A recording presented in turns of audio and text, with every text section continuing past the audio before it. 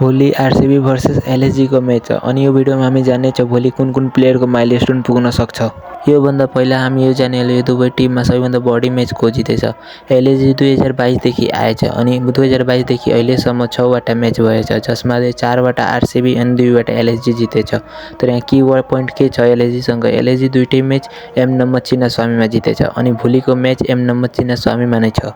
अब माइलस्टोनको कुरा गरिहालौँ त नम्बर 1 मा विराट कोहली हुन् 298 सँग हुनुहुन्छ। 2 वटा 6 उहाँलाई अझै छ 306 पुगाउनका लागि for RCB in IPL.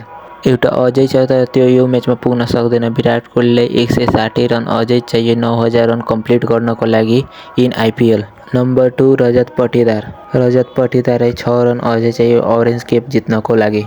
Number 3 Mangesh Yadav, Mangesh यादवको पुरै आइपीएल करियरमा मात्र 9 वटा विकेट छ। एउटा अझै उहाँलाई विकेट चाहियो डबल डिजिट छुनका लागि। तपाईले के लाग्छ कुन कुन प्लेयर आफ्नो माइलस्टोन पुगाउन सक्छ अनि कुन टिम भोलि म्याच जित्छ?